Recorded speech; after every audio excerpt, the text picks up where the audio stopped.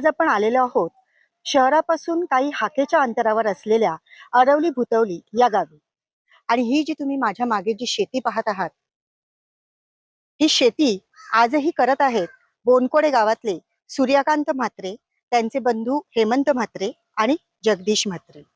तर चला आज आपण त्यांच्याशी जाऊन बोलूया की ते कशा पद्धतीने आजही आजच्या 21व्या शतकातही त्यांनी ही शेती कशी जोपासली आहे.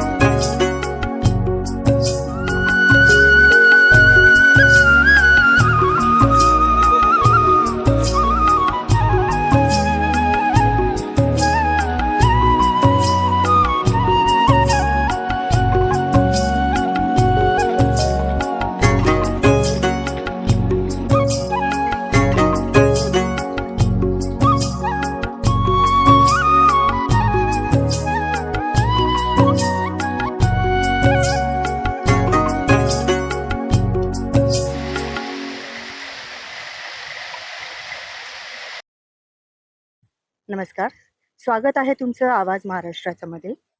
आज आम्ही आलेलो आहोत अरवली भुतवली या गावी. आजच्या 21व्या युगात जिथे सर्वत्र सिमेंट कॉन्क्रीटचं जंगल उभं राहतंय, तिथेच असं एक कुटुंब आहे की जे अजूनही आपला पारंपरिक शेती व्यवसाय जोपासत आहेत, जपत आहेत. आज आपण अशाच एका कुटुंबाला भेटणार आहोत. मी तुमची त्यांच्याशी ओळख करून देते. दादा, तुमचं नाव? हेमंत पांडुरंग म्हात्रे. किती वर्ष झाली तुम्ही शेती करताय? जवळजवळ 70-80 वर्ष झाली. 70-80? म्हणजे अच्छा, वडिलोपार्जित. म्हणजे आपल्या आगरी कोळी लोकांचा पारंपरिक व्यवसाय आहे शेती, आणि तो तुम्ही अजूनपर्यंत चालू ठेवलेला आहे. तर तुम्ही किती भावंड आहात एकूण? आम्ही 4 भावंड, त्याच्यातली 2 भावंड समजा वारली आणि त्यांची मुलं आहेत. अच्छा, मग ते सर्व तुम्ही एकत्र कुटुंब पद्धती आहे हो. आणि तुम्ही सगळं एकत्र एकत्र. पद्धतीने शेती करताय हो हो. आजपर्यंत.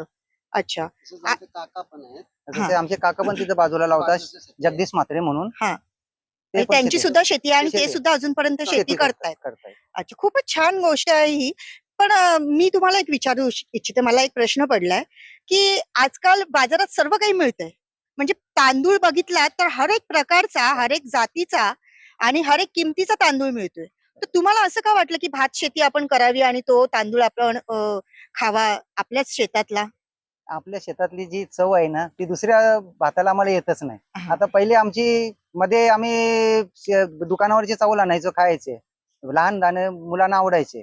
पण जेव्हा ही आमची शेताची जे भात आला, तेव्हा त्यांना असं वाटलं का यामध्ये काहीतरी चव आहे. आपली जो आम्ही सेंद्रिय पद्धतीने आम्ही शेती करतो, त्याच्यामध्ये युरिया जास्त टाकत नाही, मल्टीप्लायरचा वापर करतो. जे सेंद्रिय खत आहे ते मल्टीप्लायर टाकून आम्ही त्याच्यावरच आम्ही शेती करतो. म्हणजे इथे असं रासायनिक फवारणी काय करत नाही. म्हणजे हा टोटल ऑर्गॅनिक प्रकारचा तांदूळ आपण तुम्ही उगवताय. म्हणजे त्याच्यामुळे आपली हेल्थ सुद्धा चांगली राहते. आणि तांदूळ व्यतिरिक्त तुम्ही काय काय शेती करता या जागेमध्ये? भुईमुग लावलेले, त्याच्यानंतर आपले चना, हरभरा, मागे याचे लावलेले आपले टमाटी, वांगी, म्हणजे भाजीपाला सुद्धा आम्ही मेथी लावलेली, मुला लावलेला.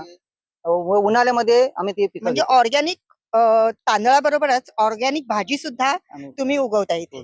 आणि ही टोटल हा किती एरिया असेल, ही किती मोठी शेती असेल? 1.5 एकर शेती आहे आमची, भात शेती. आणि 1.5 एकर असं आहे का त्यामध्ये आम्ही झाडं लावले आहेत. आंबा, जांभूळ, पेरू, चिकू अशी विविध प्रकारची झाडं लावलेली आहेत. खूपच संत्री. आणि मला तुम्हाला एक असं विचारायचं आहे की तुम्ही येताय शेती करताय, पण तुमची मुलं सुद्धा यामध्ये सहभागी आहेत का, होतात हो, का? त्यांना पण आनंद त्यांना वाटतो. सुद्धा आवड आहे का? आवड आहे. मग ते सुद्धा येतात का येतात शेती ते करायला? पण दोघं जण एक कुठला त्याला सौरभ कोर्स इंजिनियर आहे. हा. दोघं जण समजा इंजिनियर आहेत, पण ते येतात अच्छा, चिखलामध्ये म्हणजे काम उच्च करतात. शिक्षित असून सुद्धा हा. कसलीही लाज आणि कसलीही हे नाही बाळगता, ते त्यांची मुलं सुद्धा शेतामध्ये काम करत आहेत. तर अजून मला एक विचारायचं आहे तुम्हाला, की आता कसं सगळीकडे आधुनिकीकरण झालेलं आहे आणि इथे तुम्ही फक्त मला वाटतं हे नवी मुंबईतलं असं एकमेव कुटुंब असेल की जे अजूनही शेती करते.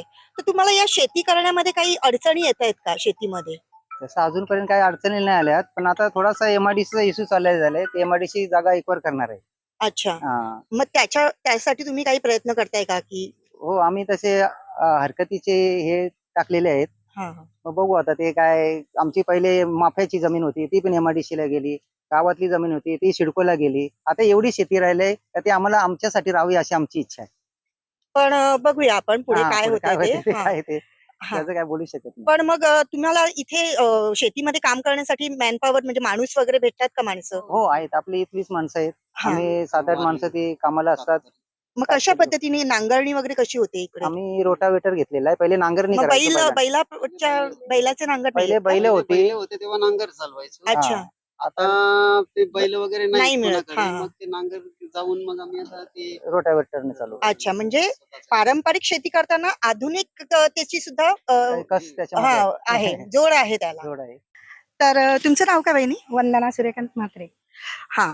तर तुम्ही किती वर्ष झाली या घरात, म्हणजे लग्नाला तुमच्या किती वर्ष झाली? 35 वर्ष झाली.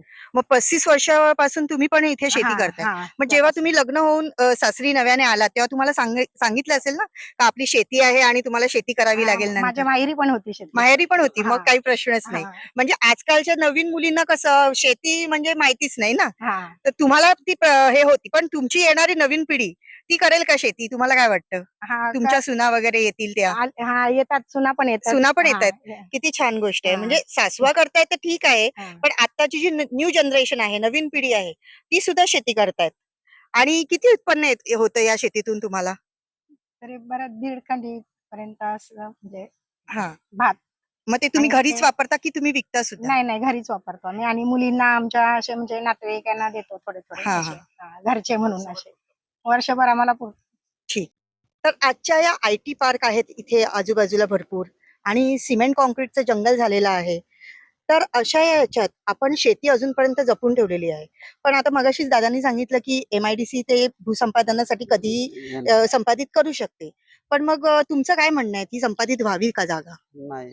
आम्हाला वाटतं ती एमआयडीसीने घेऊच नाही. ती आम्ही आतापर्यंत सिडकोला दिली. पहिले होते आणखी होते आमची जमीन, ती पण एमआयडीसीने घेतली. आता एवढीच राहिलेली आहे, ती आमच्यासाठी राहणं एवढंच महत्वाचं. आणि मग तुम्ही झाडं वगैरे लावली ती त्याचं म्हणजे? मग ते काय त्याच्यासाठी आम्हाला काय झाडं आम्ही एवढे यांनी लावलेले आहेत, ते व्यवस्थित मोठी होऊन त्यांचं फळफलावर आम्हाला खायला मिळावं, हेच आमचे मुलांना पण त्याचा उपयोग व्हावा.